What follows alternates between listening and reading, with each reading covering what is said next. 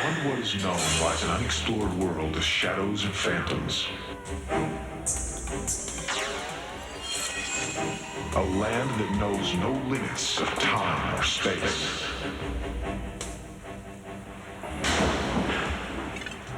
From the dawn of discovery to the nightfall of catastrophe. Journey to a universe of the unexplained, the unforeseen, the unbelievable. A place beyond reality where no question will go unanswered. A place where myth and legend are law, superstition a science.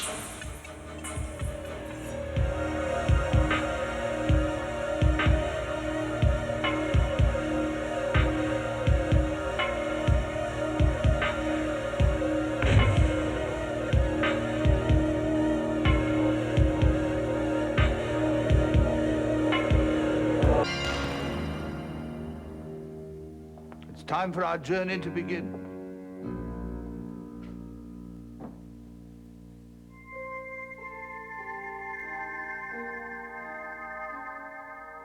It is the final answer for the questions that life poses. But we too must ask. Is death really the end?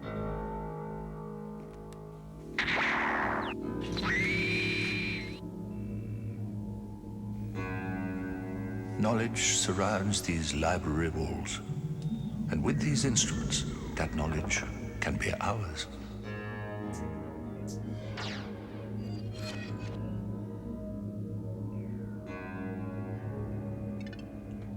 That undiscovered country from whose bourne no traveler returns.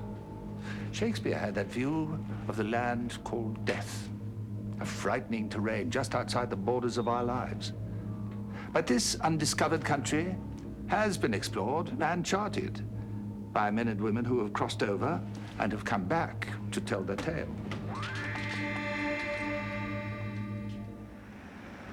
This journey can begin in the most innocent of ways. Well, it was about 10 or so at night. I was coming home from a late night at work, and this girl flagged me down. She had a flat tire and no jack, so anyway, I helped her out. It was actually kind of nice out, and I didn't mind getting my hands dirty. After all, it was a good cause, and she was kind of pretty. I guess I was feeling like some sort of heroic figure for saving the day. We were having a nice get-acquainted kind of chat. You know, the kind where you really like somebody, but you both don't know it yet.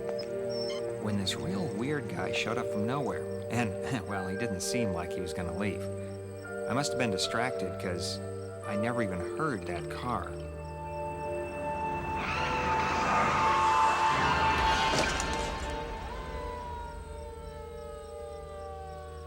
And then the strangest thing happened. I felt like I was lifting right out of my body, like I was a spectator to my own death. I even saw that guy lift the girl's purse. It was positively bizarre. The experience of leaving one's body is only the beginning of this amazing odyssey. And many have returned to tell their tale. Ahead of me, I could see what looked like I was in a tunnel, and there was a very strong light, a very bright light, white light at the other end of the tunnel, and I was drawn toward that. I could see my body laying there in a crescent-shaped position under the water as myself is being removed from it. Depending on what I was seeing, it had a color, and it would flash. But I did return to my body as soon as it was over, when I could no longer feel trauma. And upon return, many of these witnesses vividly remember their journey. Surprisingly, they all describe very much the same things. The same tunnel of light, the same floating over their body. And occasionally, that experience can have some unforeseen consequences. Suddenly, I woke up. I know now they had zapped me back alive. And the weirdest thing was, I just had to tell that girl about the guy ripping off her purse. And for some reason, she believed me. And you know what? He had taken it. I mean, you tell me what's going on here. There are a number of doctors who believe that these experiences are nothing more than the body's physiological reaction to great trauma.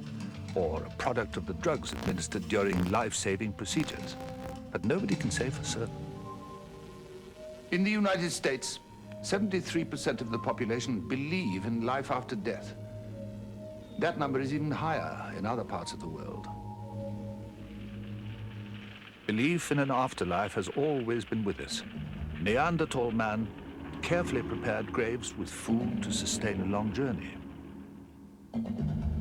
These beliefs were also a strong component of Egyptian religious thought, and these same convictions have lived on through the ages in many cultures. It's been striking to me as I look back into the ancient classical writings on the subject and also writings from various cultures in the past, how similar to the tales that we hear from contemporary patients who have a cardiac arrest in the emergency room, how similar these tales are to the classical sources. The Tibetan Book of the Dead, for instance, details exactly and minutely the same kinds of things that modern-day cardiac patients tell us about the initial stages of death. I think in the West we've had a lot of problems dealing with those internal parts of us that we can't see. Whether we're talking about healing or we're talking about therapy, or in any kind of the sciences. In the West we're very material-oriented, and so we have to see it to believe it. I think we've reached a point in medicine where we can't ignore anymore these experiences that people have been reporting since the dawn of man. We can imagine that to these people, death was not necessarily a terrible event, but a hopeful one. The English word body comes from the Anglo-Saxon word bodig. Bodig can be translated as abode or home. Home to what? Spirit? Soul? Can this part of us survive our death? Perhaps.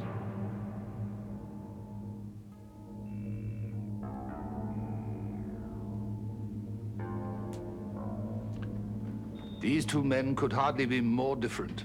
General George Patton and Wolfgang Amadeus Mozart. But both had something in common.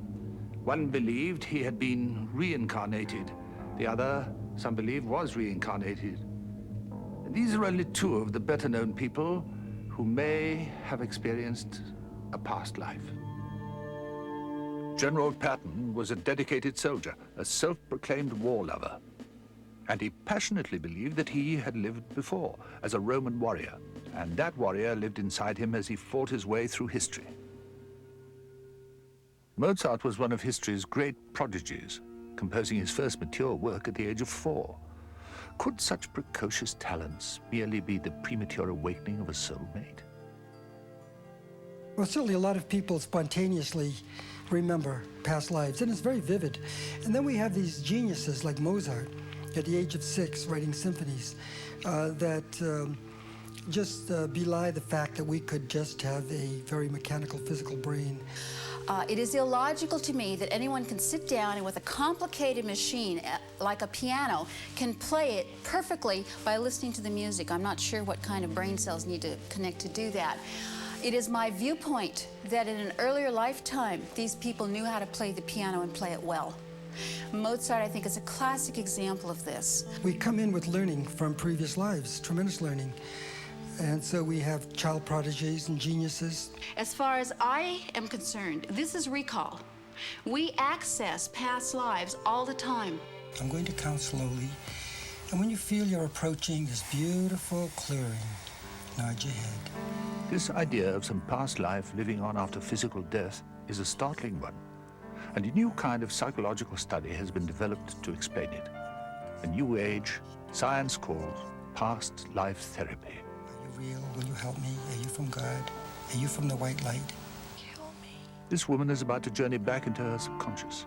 She and her psychiatrist guide believe that she will soon experience a past life, a life that may have a bearing upon her present. They beat me. And they don't stop. I see blood on the walls, and it's mine. The It's rather like being in a light sleep or in that period of being barely awake. It occurs to all of us, maybe after a long sleep, awake in the morning, and for a few seconds we're just barely aware of the room and still clearly recalling any dreams we may have had. And the state I most commonly achieve is very similar to that. This past life regression puts people in contact with repressed memories or their imagination. No one can say for certain. As you begin to study consciousness, you can't help but see that there is more to consciousness than a finite physical body. In my experience, I have never encountered anyone who has not had a past life, even the skeptics. It's a fantastic theory that we embody the essence of thousands who lived before us. Any concept that fantastic must have many explanations, some perhaps very ordinary. We are ancient. And as nearly as I can tell, we began inhabiting forms almost before the universe was formed. So when you take a look at when we perceive the universe was formed, and then you figure how many lifetimes we've lived, we're looking at a vast number. I was a priest in Atlantis, a high priest, and had a lot of psychic ability. I think the earliest one that I went to was kind of like being a tribesman in the forest, and I remember feeling very proud that I had 2 wives.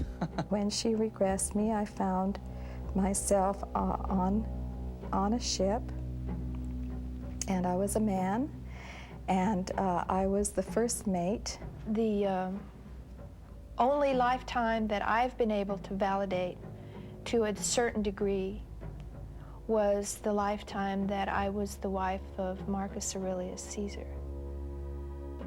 These are lovely fantasies, but they're fantasies. They're believed in fantasies sometimes. And people erroneously think that because you can have this experience and the individual believes it's real sometimes, that is as if it were real, that it really is that way. Guide yourself toward the earlier lifetime that will give you understanding of these feelings. Begin now to move earlier in time. Move earlier in time. It's interesting to me that most of the past lives which people go back to are like the 18th century and sometimes back to being Cleopatra and so forth. You don't tend to have people have past lives regression to, let's say, 1930 or 1940, because it's too easy to check that data. Are you in a male or female body? My husband is a pair in the court of the King of France. What exactly is happening to these people? Are they really in touch with their past lives? Or are these mere fantasies? If they are real, the existence of these prior lifetimes presupposes that life, or at least its essence, can survive death. This is called reincarnation. And we who are incarnated today must think carefully about what it suggests for our future. If this world exists, is it possible for us to explore it? Some say, yes, anyone can voyage to a previous life or lives. One just needs to be at the right place at the right time. The eternal quests for definitions of this metaphysical world has created a multi-million-dollar industry. A new vocabulary has entered the language with words like vortex and power spots and vibrational levels. What do those words mean? This is a quiet land, a place where time takes a breath before hurrying along. This is Sedona, a small community located in northern Arizona in the United States. And some believe that this is more than a beautiful landscape. They believe Sedona is an energy center where minds and consciousness can be healed and evolve. Well, Sedona seems to be a place where there are 4 energy vortexes. There are vortexes all over the earth. And if you care to use your energy to explore psychically, they're going to expand or amplify your psychic energy. So people come here and they want to explore their psychic abilities. And what happens, it's just like a shot in the arm. They're able to experience far more here than they would experience at home. These vortexes can serve as power spots, and according to metaphysicians, they enhance one's ability to penetrate the gloom of lower consciousness and reach one's past life.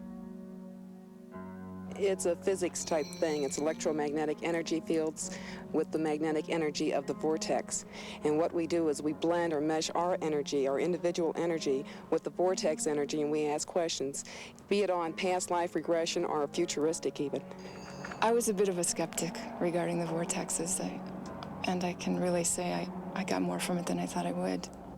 I have experienced some of my most vivid past life regressions in the energy vortex. It's hard to verify past lives, but we have definitely been able to verify much that we've received in this way. So it just seems to enhance anything that you might want to do subjectively. According to metaphysical experts, there are 4 main power spots in the world.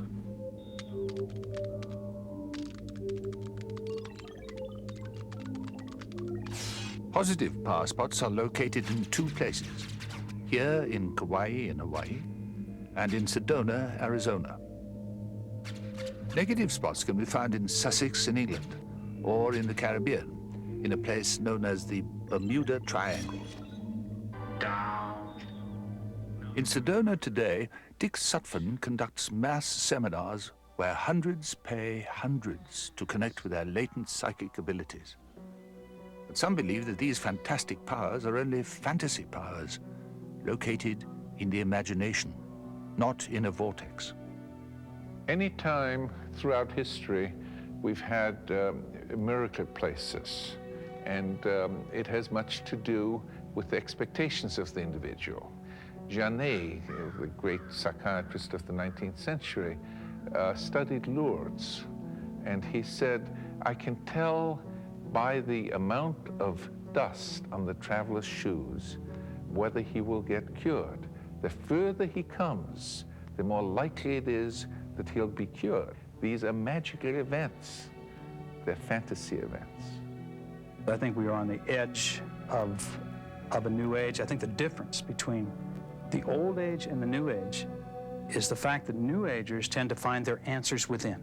We have the ability with these ideas, with the techniques that I'm developing and my friends are developing and people I've never met yet are developing, to make a major, major change in the way things are done, to take this leap into a new age, whatever that may be. If we are truly on the edge of a new age of self-discovery, our lives could be irrevocably changed. There may be truth to the saying, a little knowledge is a dangerous thing. I wasn't here very long. You weren't here very long and you were reborn. I wasn't here long enough to find out. You were born again. Pulled back into a body so fast. And I couldn't. Confronting the past that lives inside us is not always a pleasant experience. Past life therapy is a tool. It needs to be in experienced hands. It needs to be in the hands of a professional. If you were going to have your house painted, you'd have several estimates. And if you were going to do something in your yard, you'd have several estimates. But I see people going to get somebody to help them with past life or therapy of any kind, and then not really looking at the person's credentials or at least their successes. I think that's important. I think the primary danger is being too gullible. There are always those people that just accept everything and anything. Too much of a true believer. I have a problem with that. Life after death is a staggering concept, but it's an indelible belief for many. Is it possible for us to live on eternally? Certainly our actions do so. Awareness that our lives do have consequence and that good can live on eternally should only improve our lives in this incarnate phase. Is death only the beginning? That is a question we will all answer.